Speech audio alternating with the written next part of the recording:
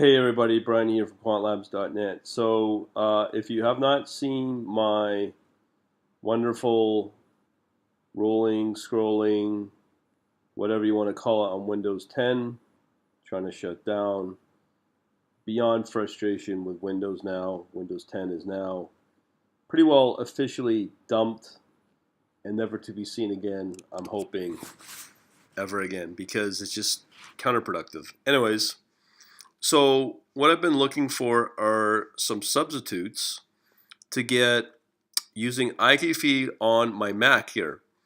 So what I'm trying to do is I'm trying to do the equivalent of what I had using XLQ, which is a great tool, but unfortunately it works on Windows, which is the sin of all sins. But I digress.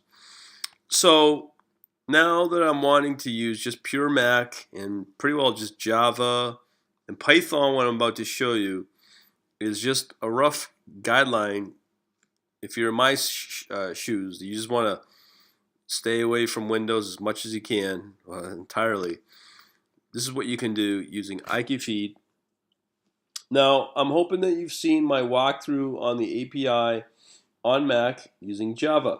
Now, one of the apps that you get with the API is the ability to download data. This is the history socket, so this enables me to download data on daily or weekly and monthly. In this case, I'm just going to do daily. I'm just going to do IBM as an example for, I think I got to be uppercase. Down here. So there you go. So you can get as much data as you want from IQFeed. Now, as you can tell, there's no difference between Google, Yahoo Finance. So we get the date, open, high, low, close, and volume. Hey, that's what you get through Q Collector or through XLQ. Same data.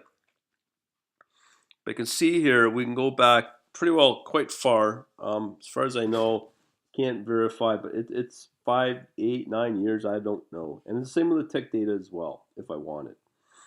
So knowing that, what we can do is then obviously using Java, because this is Java, we have two options. We can create a CSV or some kind of flat file. Or, in my case, I like to really leverage the power of Redis or MongoDB and then push this data into a queue into one of those databases. For simplistic sakes, I'll just say I'm going to do, I don't know, a flat file. All right, so get that running. So we go on into our Python now. You'll notice here I've just downloaded this interesting little stock stats, which is right here.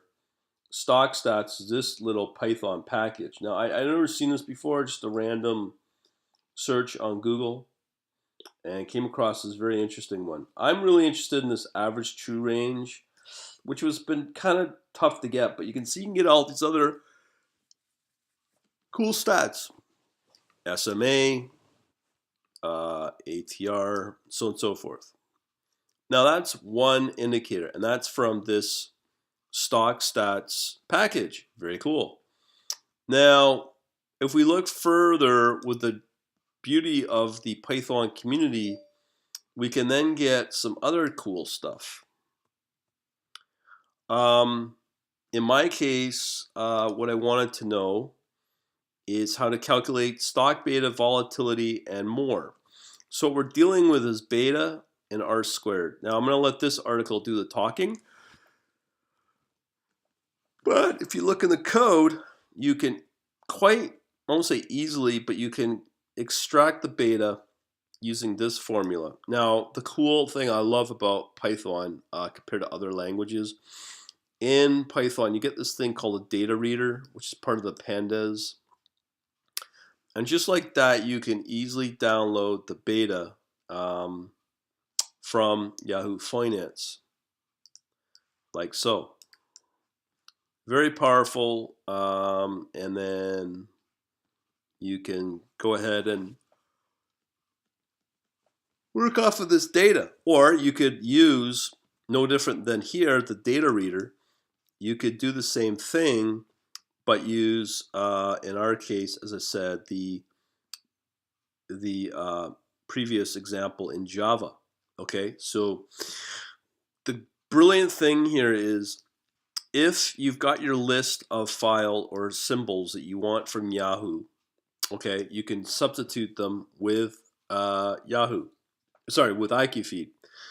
So because you're paying for the IQFeed, that enables you to, if you've seen my other video on IQFeed, you can download as much as you want on US stock, I believe also UK stock, and as well as Canadian. And you can just pound it and then extract that data from IQFeed. Cool. So what I'm essentially saying is, as a substitute, without using XLQ, Q collector on Windows, you can do the same thing here in Python. But you already will have the pricing data and put it into a data frame, and then extract the data using the formulas here, like here, for that. Okay, just as an example. So in the code here, you can get now the stock stats I just showed here. So you get all this technical info, technical analysis, which is good. On top of, we've got now the ability to calculate our beta, which we want. And if we want, we can also do the volatility of a price of a stock time series. Now, the other thing is, what I'm after is implied volatility. Now, where is that example? Right here, implied volatility in Python. But here's the formula we need to know. So now we're getting more into options. So we need to get the exercise, also the strike price, blah, blah, blah, blah. And we have to pass it into this formula. So, or into this function. So if I go back into the NetBeans here for Java, in here you will find a way to get option data right here. This is powerful because now I can go in and get, let me just run this little guy. Now to get this data, good luck with that. So here I can put in, again, IBM, get my symbol. We want equity. I always forget to do this. Uppercase, get symbol, pick off one of these contracts here, and then we should be able to get our pricing on our, so this is the raw data. So again, I would imagine we want a put or a call. This is where I'm not familiar a whole lot of. So somewhere in here we need to figure out how to get the proper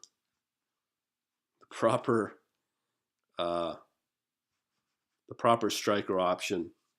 Sorry, the proper put or call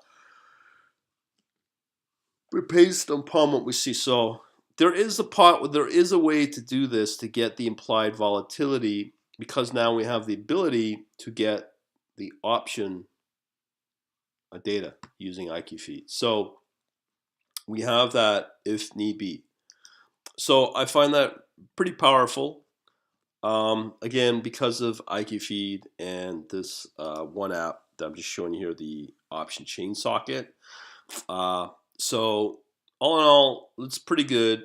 No dependency now on Windows. Just got to extract all this stuff out and be able to pick off the right option chain and the right put or call on that particular stock.